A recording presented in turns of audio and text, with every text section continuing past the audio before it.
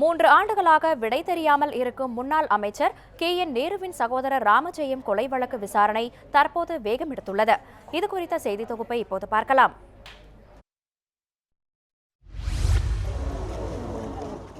கடந்த 2012ஆம் ஆண்டு மார்ச் 29ஆம் தேதி முன்னாள் அமைச்சர் KN நேருவின் தம்பி ராமஜெயம் திருச்சி கல்லணை சாலையில் காவிரி கரையோரம் திருவள்ளர் சோலை என்ற இடத்தில் கொலை செய்யப்பட்டு பிணமாக கண்டெடுக்கப்பட்டார்.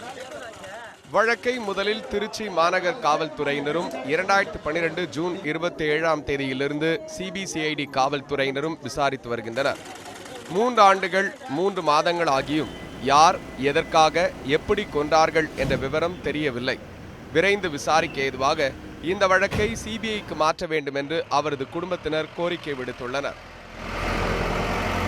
வருகின்ற 24/7/2015க்குள் என்னுடைய தம்பி கொலை வழக்கை விசாரித்து கண்டுபிடித்து தருவதாக CBCID நீதிமன்றத்தில் வாக்குறுதி தந்திருக்கிறது.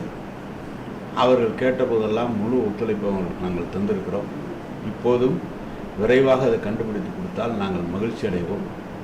நாங்கள் இன்வெஸ்டிகேஷன் ஏஜென்சிஸை மாற்ற வேண்டும் என்ற போது இவர்கள் மீது நம்பிக்கை இல்லாமல் இல்லை.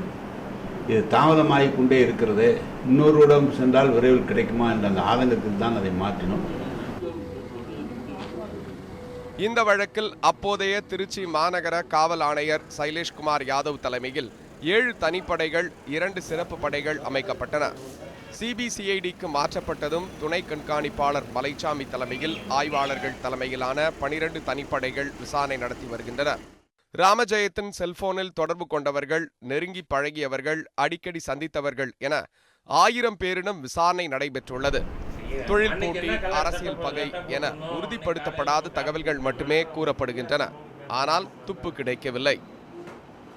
அந்த 24 hours கோல்டன் பீரியட் ஆஃப் இன்வெஸ்டிகேஷனில் இனிஷியலாக இந்த வழக்கை கையாண்டவங்க இதை எந்த அளவுக்கு இந்த சீன் ஆஃப் அக்கரன்ஸ், இந்த அவங்களுக்கு கிடைச்ச மெட்டீரியல்ஸ், அவங்களுக்கு கிடைச்ச எவிடன்சஸை பாதுகாத்து இல்லை பாதுகாத்துக்கான ஏற்பாடுகள் செஞ்சுருந்தாங்களா அப்படின்னு பார்த்தா ஐ எம் நாட் சாட்டிஸ்ஃபைடுன்னு தான் சொல்லுவேன்.